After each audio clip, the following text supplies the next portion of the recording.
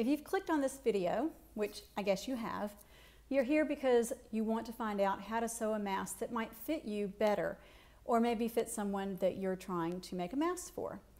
Back when mask making started, back in March and April, so many people rushed in and made lots of different shapes of masks, made so many, and it was such a blessing to those people that, that received the masks you made.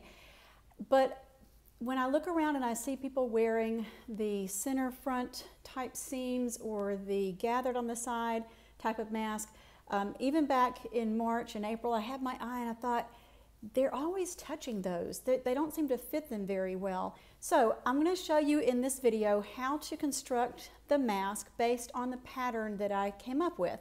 At the end of the video, I've got a little more that I'm going to say about the steps that led me to this shape and how I think it works well for me. It takes me about an hour to make one of the masks start to finish. There's an outside layer, there's an inside layer, there's turning, there's pressing, there's top stitching.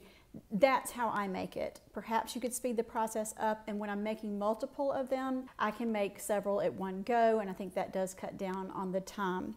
This mask is one that I wear all day while I'm teaching. I can talk in it. I don't have to tug on it. I do feel like it gives me a nice safe seal. It doesn't ride down while I'm speaking, and I hope that you'll enjoy it too.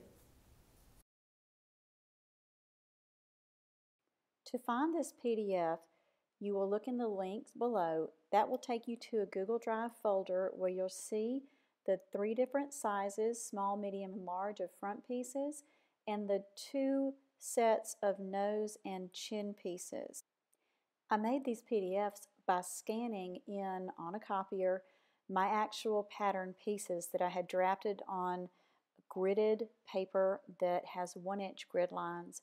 So I would suggest printing them off and making sure that those 1-inch grid lines are accurate onto what you have printed out, and then maybe trace them onto your own pattern paper or just use the cutouts as your pattern. The second set of chin and nose pieces might be better suited for people who have a heavier face or who maybe have a beard. I've made this for some colleagues who have a beard, and it fits their jawline better. The nose also is better suited for people who just have a fuller face through that area. All of the chin and nose pieces can be interchanged with any of the front pieces. So the various components give you the ability to really customize your fit. Something I think is really important to make clear. I've got a piece for the nose that I call the standard nose. It's not a standard nose, it's my standard nose. Just like any other pattern you might make, it's not built for everyone. You will benefit from making a mock-up. You might be able to see things you need to change even before you make your first version of this mask. The nose piece is shaped like this. That's not exactly how my nose is shaped, but it accommodates my nose shape. If your nose is longer or more contoured, then you'll want to make an adjustment, and you really won't know exactly how to do that until you've made one up as a mock-up. The pieces that I made for the alternate nose that is for a wider cheekbone and for the wider jaw, I just did slash and spread. I took the piece and kept the edge that I needed to keep the same, and then just opened it up to make a larger curve.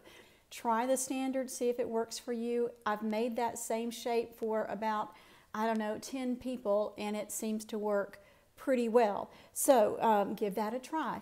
But just know that I understand that by saying standard nose, there's no such thing as a standard nose.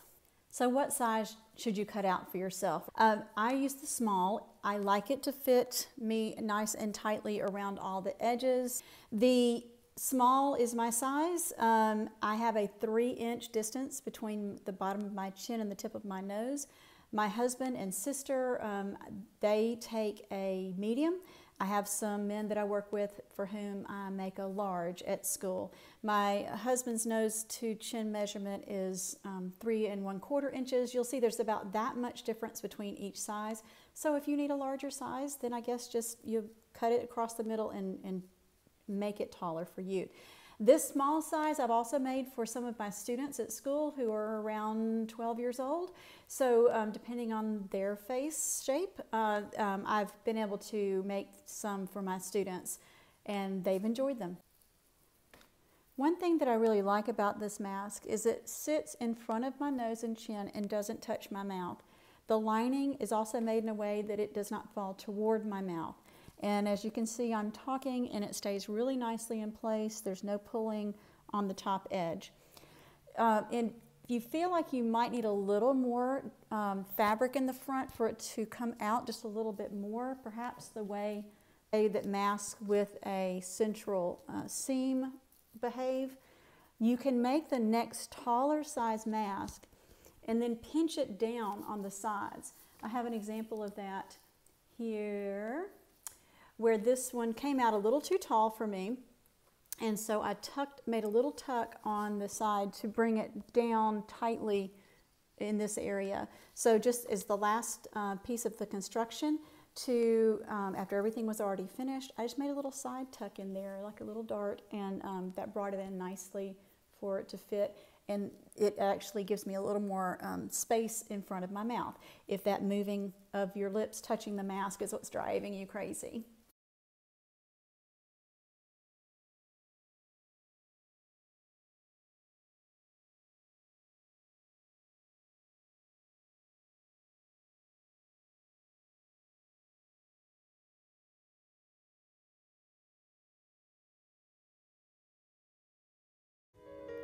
So for the example piece I'm showing is some lovely Christmas fabric. I have the nose piece, and this is the outer.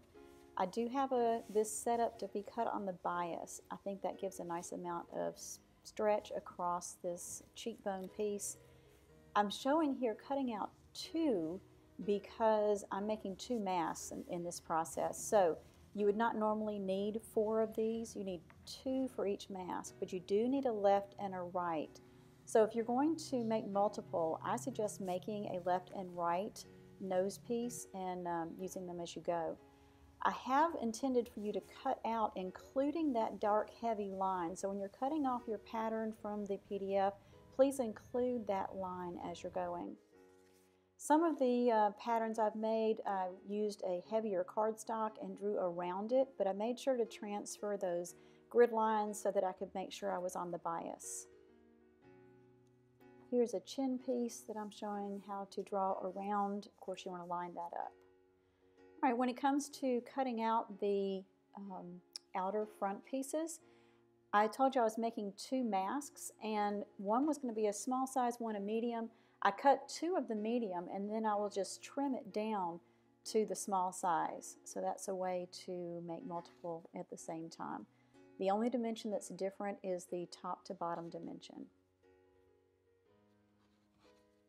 All right, so there is the comparison between the small and the medium. That's going to show you about how different those 2 patterns are.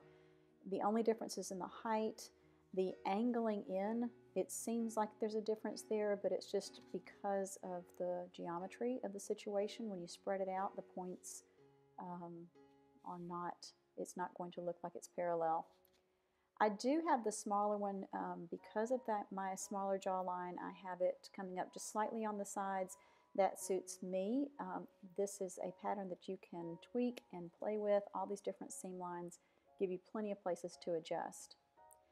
I find the center of the top and bottom and make a little notch, make a little clip. That's going to help me align my pattern pieces later. I do that just by folding them in half and coming in with a little notch clip. These seam allowances are going to be quite small, so do not make this a very deep clip.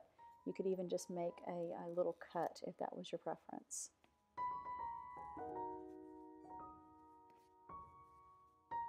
You'll want to do the same sort of clip on the chin piece, on the side that will join to the front, which is this larger curved side.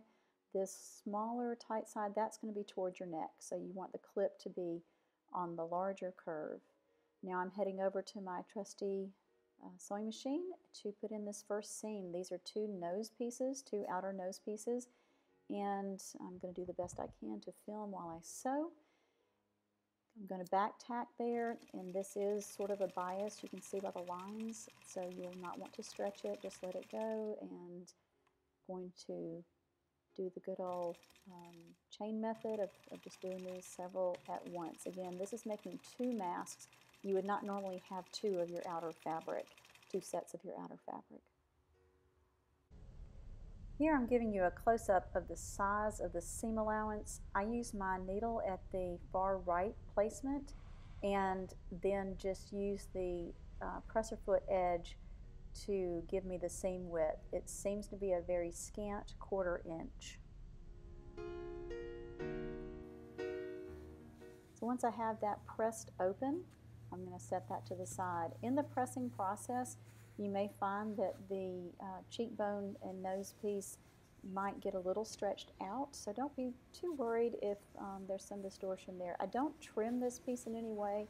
It's so narrow, it just opens up nicely. And there we can see it's coming together at right angles on the front. If you're using a pattern, you may want to try to do some interesting matching at that front nose line. It's going to attach to the longer side. That's the upper side of your front. The upper edge of your front is the longer of the 2 edges. So I'm looking for that notch to line up to, and then I'll pin the middle and then pin outward toward the edges.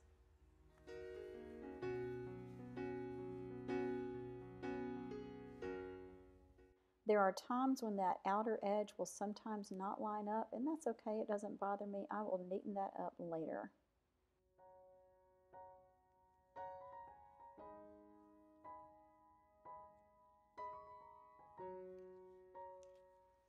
All right, so then we have the lower edge, the chin piece. We'll find the center of that one. And you can see the difference between the curve of the chin piece and this lower front piece.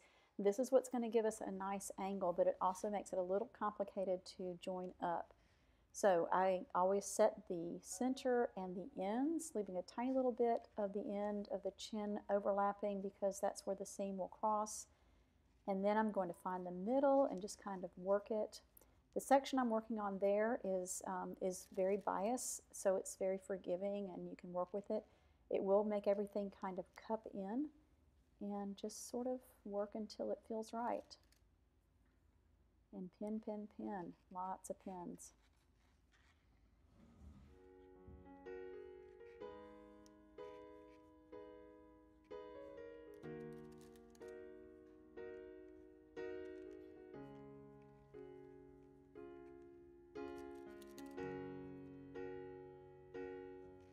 Finding the centers and then coming in between those 2 pins to find the center and so forth. So there it is, my crown looking section of pins, and everybody's lying nicely. I'm just checking for that and heading over to the sewing machine. Yes, I will be sewing over these pins, guys.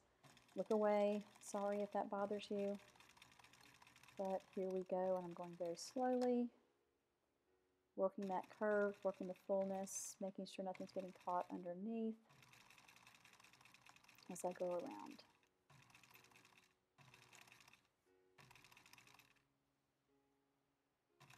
And then just a little back tack when I get to the end. I do go ahead and secure these stitches.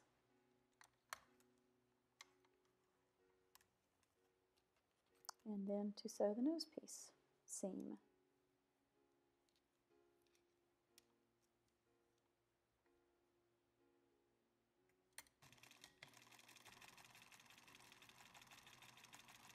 This is a less drastic curve, so not so many pins are needed. But it does produce a nice little angle to curve up over your cheekbones. All right, so now we have what is turning into nicely cupped, shaped. Sorry for the iron being in your way. I'm setting this seam by pressing it, and then I will press these seams after I clip them. I will press these seams toward the middle. I do not try to press these seams open. I press them toward the middle.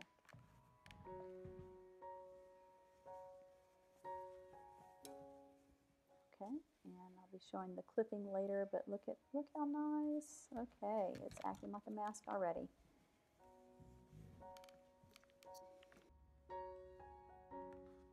Even though these seams are truly very small, I feel like a little bit of grading or a little bit of ease on that cut edge is helpful. So I usually go in, instead of clipping, I use my pinking shears to give a little bit of a contour to the edge, leaving quite a lot of fabric, just taking off some tiny little pieces that are perfect for getting stuck onto everything else I do. Because these front seams get handled a fair bit, they are a little bit vulnerable for blowouts, so you'll see a step that I'm going to do to reinforce that seam, and that's become routine for me whenever I make these masks. I reinforce that seam. In fact, here is the top stitching. You can see once it's been pressed and clipped, I top stitch inside the front piece there in the middle. In addition to keeping it secure, keeping the seam secure, it also helps make that front area more rigid, which is a bonus. Now it's time to move on to the lining. To create the lining pieces, I took the outer pattern, cut it down a little at the center, at the top and bottom, and then tapered that trimming to nothing at the side seams.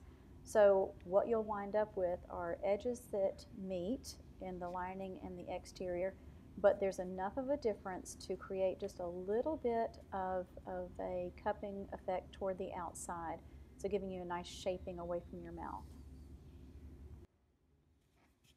So it is constructed, the lining is constructed in the same way as the outer, the same steps, the same pinning and sewing, and now I have this slightly larger and slightly smaller piece that I will fit together, lining up the nose. You can see I've trimmed the lining. I have not done any top stitching to the lining, although I guess that could be done. I'm going to line up the nose and the seams on the sides where those things come. I've pressed the lining to the outside. The seams go to the outside in that way that we do if we're quilting, so that the seams will, as they say, lock when I stack the seam of the outer and the seam of the lining on top of each other. They'll go in opposite directions. That cuts down on bulk and just makes it a nice join right there. So I'll pin all the way around the edges, matching all of those things. If something doesn't line up perfectly, it's okay. We'll just trim it off. No one will know.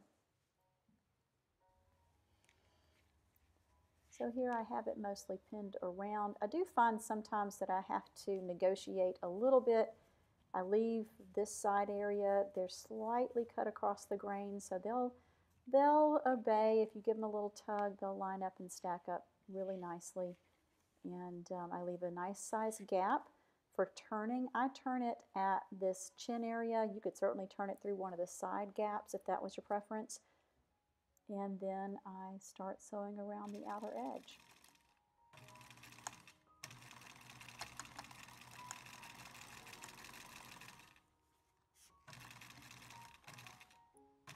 So as I come around to the cheekbone place, I'm going to make sure to lift and turn and lift and turn and roll with my hand. I'm going very slowly around this curve.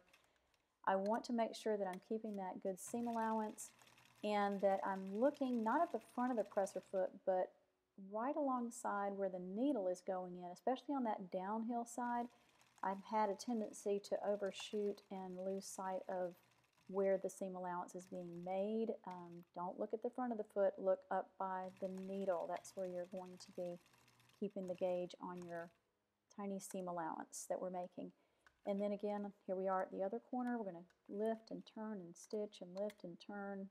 Take your time and you'll be really happy with the results.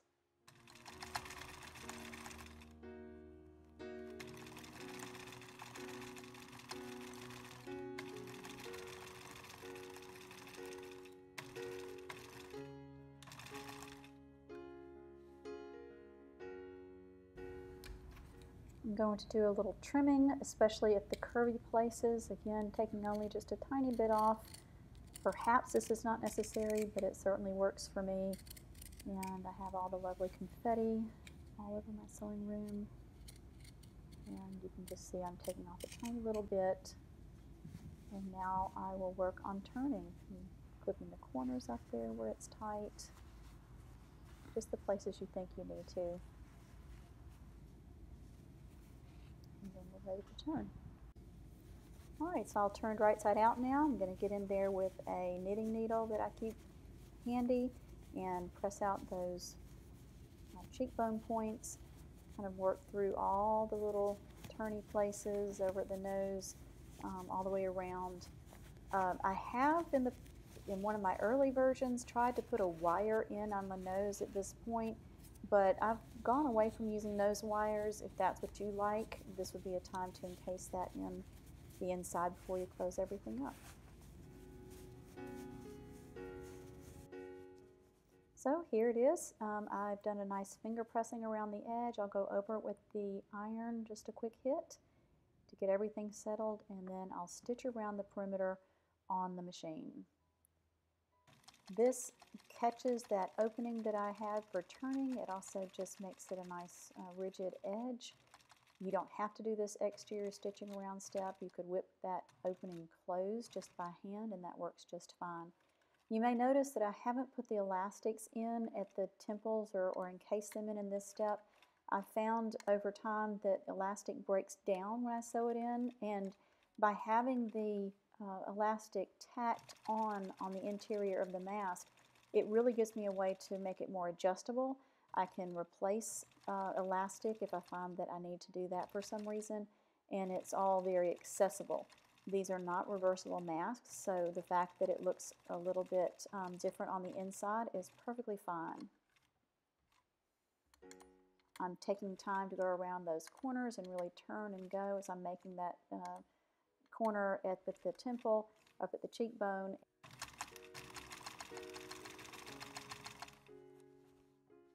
You may find it's a little lumpy where you have seams and you have to give it a little bit of a tug. That's not unusual. There's a lot of fabric there.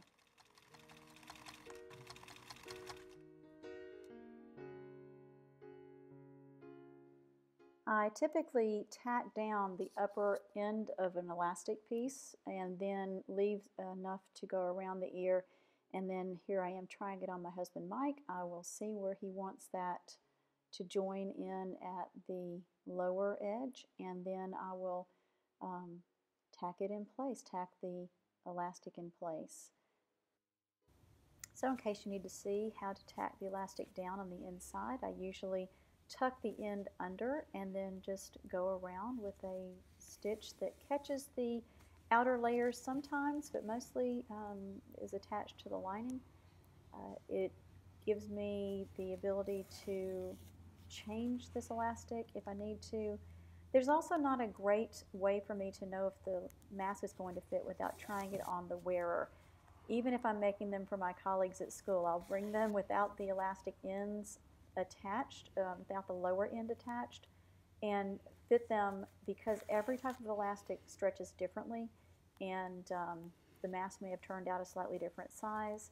I haven't used the adjustable elastics yet. I think that might be a great solution as well, but this is how I finish the mask. I've made 2 big batches of masks for my daughter who lives in California. And as I say, I just tacked the elastic at the upper edge so that she could then see how long she needed it to be and finish it off on the bottom.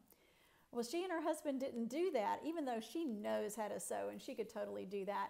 But she and her husband simply take the elastic that's tacked here and tie it straight across into the back. The shape of the mask holds it in front of their face just fine, and they can actually find that they can flip it up to drink or eat and then just flip it right back down. So that could be a great solution, especially for those of you who wear hearing aids and are having trouble getting them off and on without knocking off your hearing aids. So the elastic loop, that's kind of up to you, however you want to work with the elastic. So that's how to sew the mask.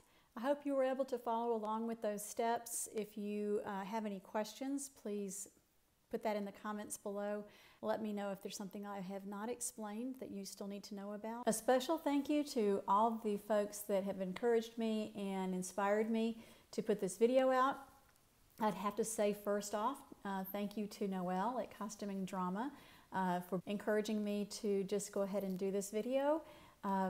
Also, I've learned so much from Bianca at the Closet Historian about changing and adapting patterns. And my most recent friend I've made is Andrea at Sew to Fit. I appreciate all of you. I hope you enjoyed the mask. I hope that it fits you better than some of the ones you've been wearing. If, like me, you have to wear one all day and talk a great deal, it makes a big difference if your mask fits nicely. So, good luck on your project. I'd love to hear how it turns out. Thanks.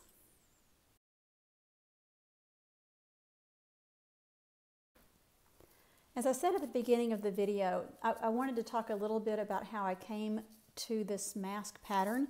When everyone started wearing masks back in March and April, I was able to stay home. I was teaching over Zoom, so I didn't really have to wear a mask. And in fact, when I did go out, I just used a bandana that I had modified so that it would fit over my face.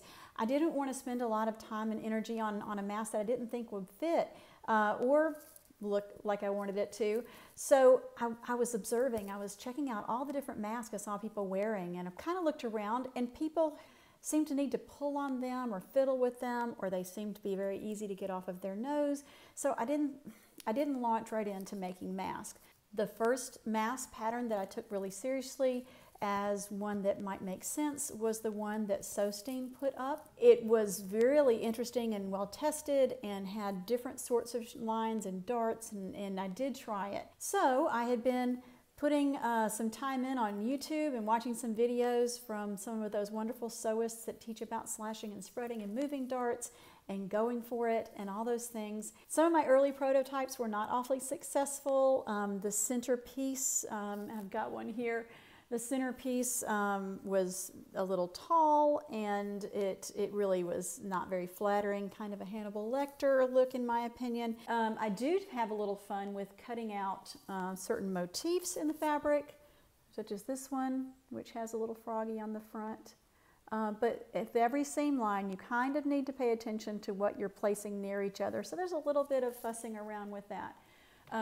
During the summer, I was wearing this seersucker one quite a bit. We're in the South, and we really like our seersucker down here. So this was a challenge to match up. You can see that little bias at the top. I did have a nose wire in this one. Y'all, I've gotten away from doing nose wires for washing, for packing. These fold nicely without a nose wire. And I find that I don't get my glasses fogging up too much, especially because I can sit the glasses on top. If a nose wire is really important for you, I would say you could cut a piece that would go here and accommodate that wire, or put it in the construction process between the layers. That's up to you. But I don't find that I really need one. So that's the end of the video. I hope you enjoyed it. Please give me a like. Please let me know if you have any questions, and I hope you have a great mask.